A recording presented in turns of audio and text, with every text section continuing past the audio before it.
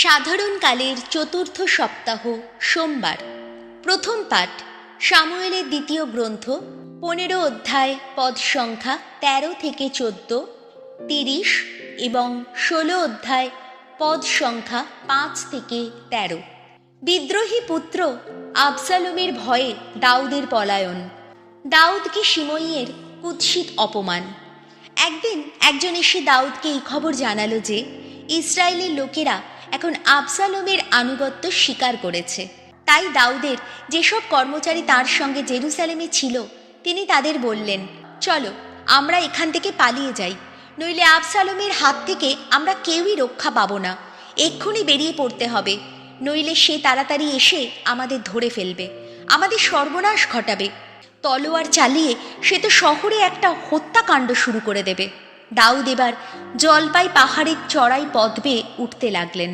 চোখের জল ফেলতে ফেলতেই উঠতে লাগলেন। তার মাথা তখন কাপড় দিয়ে ঢাকা, খালি পায়েই চলেছেন তিনি। তার সঙ্গী যারা, তাদের সবার মাথাও কাপড় দিয়ে ঢাকা, তারাও চোখের জল ফেলতে ফেলতেই ওপরে উঠছে। দাউদ যখন বাহুরিম গ্রামের কাছে আসছিলেন তখন দেখা গেল একজন লোক সেখান থেকে বেরিয়ে আসছে। শৈল বংশের লোকেরা যে গোত্রের মানুষ, লোকটি সেই গোত্রেরই একজন। তার নাম শিমেই। সে গেরার পুত্র। সে অভিশাপ দিতে দিতেই আসছিল। যদিও সমস্ত সৈন্যেরা আর বীর যোদ্ধার দল তখন রাজার দুপাশে ছিল, তবুও সে দাউদকে ও তার সমস্ত কর্মচারীকে লক্ষ্য করে পাথর ছুঁড়তে লাগলো। অভিশাপ দিতে দিতে সে বলতে লাগলো, দূর হ, দূর হ, ওরে খুনে, ওরে বজ্জাত, তুই যার সিংহাসন কেড়ে নিয়েছিস, সেই শৌলের বংশের যে সমস্ত লোকের রক্ত ঝরিয়েছিস, ভগবান এবার সেই অপকর্মের শাস্তি তোর ওপর নামিয়ে এনেছেন। ভগবান তাই রাজত্ব তুলে দিয়েছেন তোর পুত্র আবসালোমেরই হাতে। এখন তোর পাওনা দুর্দশাই তোকে ভোগ করতে হচ্ছে, কেননা তুই একটা খুনে। সেই সময় সেরুয়ার পুত্র আবিশাই রাজাকে বললেন, ওই মরা কুকুরটা কিনা আমার প্রভু মহারাজকে এমনি করে অভিশাপ দেবে। একবার অনুমতি দিন, আমি ওখানে গিয়ে ওর মাথাটা ধর থেকে নামিয়ে দিয়ে আসি। কিন্তু রাজা বললেন, আহা সেরুয়ার পুত্রেরা, আমার আর তোমাদের ভাবনা কি এক? এমনটিও তো হতে পারে ও যে ওইভাবে অভিশাপ দিচ্ছে তার কারণ ভগবান ওকে বলেছেন দাউদকে অভিশাপ দাও। তাহলে ওর ওই কাজের কৈফিয়ত চাইবার অধিকার কারই বা আছে? তারপর দাউদ আবিশাইকে ও নিজের সমস্ত কর্মচারীকে এই কথাও বললেন, তোমরা তো জানো আমার পুত্র আমার নিজেরই সন্তান এখন আমার প্রাণ নিতে চাইছে। সুতরাং বেঞ্জামিন গোষ্ঠীর ওই লোকটার পক্ষে তা চাওয়া আরও কতই না স্বাভাবিক। ওকে তোমরা ছেড়ে দাও, ও অভিশাপ দিচ্ছে দিক। এমনটিও তো হতে পারে ভগবান সত্যিই ওকে অভিশাপ দিতে বলেছেন, কি জানি। হয়তো শেষে ভগবান আমার এই দুঃখের দিকে তাকাবেন। হয়তো আজকের এই অভিশাপের প্রতিফল হিসাবে ভগবান স্বয়ং আমার মঙ্গলই ঘটাবেন। এরপর দাউদ ও তার দলের লোকেরা তাদের পথে এগিয়ে চললেন। এই হলো প্রভুর বাণী। শাম সঙ্গীত ধুয়ো। জাগো জাগো ভগবান, করো হে পরিত্রাণ। ওগো ভগবান, দেখো কতই না শত্রু আমার, কত না মানুষ, হায় হায় আমার বিরুদ্ধে আজ উঠে দাঁড়িয়েছে। কত না মানুষ আমাকে দেখিয়ে বলছে বারবার, ঈশ্বর ওকে রক্ষা করতে পারবে না কখনো। ধুয়ো। জাগো জাগো ভগবান, করো হে পরিত্রাণ। কিন্তু চারিদিকে আমার, ওগো ভগবান তুমি যেন রক্ষা ফলক, আমার গৌরব তুমি। তোমারই জন্যে ওগো মাথা তুলে দাঁড়িয়ে আছি আমি। মুক্ত কণ্ঠে ভগবানকে আমি ডাকি বারবার, তার সেই পুণ্যগিরি থেকে সাড়া দেন তিনি। ধুয়ো। জাগো জাগো ভগবান, করো হে পরিত্রাণ। নিশ্চিন্তে শয়ন করি আমি নিদ্রা যাই, জেগে উঠি আবার। আহা ভগবান যে ধারণ করে রেখেছেন আমায়। ওই সব মানুষকেও করি নাকো ভয়, ওই যারা হাজারে হাজারে চারদিক থেকেই ঘিরে ধরেছে আমায়। ধুয়ো। জাগো জাগো ভগবান, করো হে পরিত্রাণ। বাণী বন্দনা। জয় জয় প্রভুর জয়।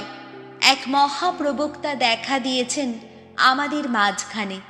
ভগবান তার আপন জাতির কাছে করেছেন শুভাগমন। জয় জয়, প্রভুর জয়। মার্ক রচিত মঙ্গল সমাচার 5 অধ্যায়, পদ সংখ্যা 1 থেকে 20। অপদূতদের ওপর যিশুর আধিপত্য। যিশু ও তার শিষ্যেরা এবার সাগর পেরিয়ে গেরাসেনীয়দের দেশে এসে পৌঁছলেন। তিনি সবে মাত্র নৌকো থেকে নেমেছেন। এমন সময় অপবিত্র এক বিদেহী আত্মায় পাওয়া একটি লোক সেখানকার সমাধি গুহাগুলোর মধ্য থেকে বেরিয়ে এসে তার দিকে এগিয়ে এলো। লোকটি সমাধি গুহাগুলোর মধ্যেই বাস করত। কেউ তাকে আর বেঁধে রাখতে পারত না, এমনকি শেকল দিয়েও নয়। আসলে তাকে অনেকবার বেড়ি আর শেকল দিয়ে বেঁধে রাখা হয়েছিল, কিন্তু সে বারবার শেকল ছিঁড়ে ফেলেছিল, ভেঙে ফেলেছিল পায়ের বেড়ি। তাকে সামলায় এমন শক্তি কারও ছিল না। দিন রাত সে পড়ে থাকতো ওইসব সমাধি গুহার মধ্যে কিংবা যত পাহাড়ি জায়গায়। সে সব সময় চিৎকার করত আর পাথর দিয়ে নিজেকে ক্ষত বিক্ষত করত। দূর থেকে যিশুকে দেখে সে হঠাৎ ছুটে এসে তার পায়ে প্রণত হলো। জোরে চিৎকার করে সে বলে উঠল, পরাৎপর ঈশ্বরের পুত্র যিশু, আমার সঙ্গে আপনার আবার কি কাজ?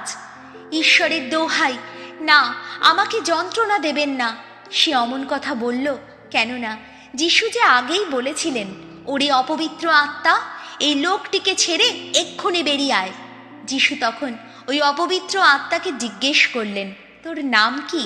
সে উত্তর দিল, আমার নাম বাহিনী, কেননা আমরা সংখ্যায় অনেক। তারপর সে বারবার যিশুকে মিনতি জানাতে লাগলো তিনি যেন সেই অঞ্চল থেকে তাদের তাড়িয়ে না দেন। এখন সেখানে পাহাড়ের গায়ে বড় একটা শুয়োরের পাল সেই সময় চড়ছিল।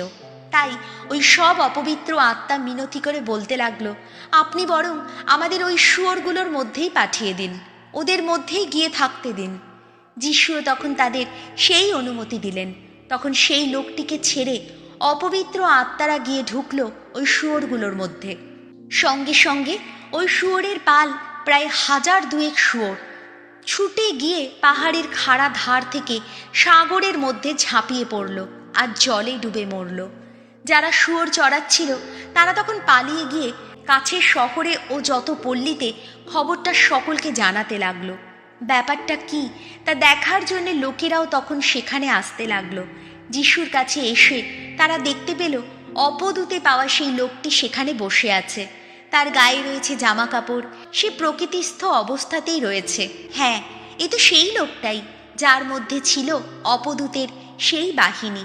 তারা কেমন যেন ভয় পেয়ে গেল।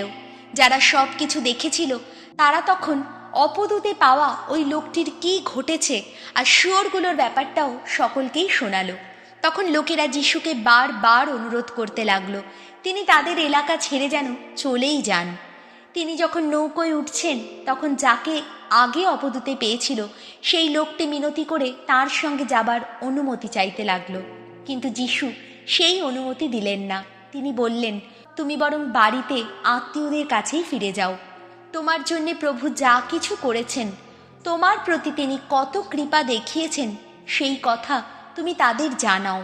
তাই লোকটি তখন সেখান থেকে গিয়ে যিশু তার জন্য যা কিছু করেছেন তার ডেকাপলিস অঞ্চলে সকলকেই শোনাতে লাগলো। আর তা শুনে সকলেই অবাক হয়ে গেল। এই হলো প্রভু যিশুর মঙ্গল সমাচার।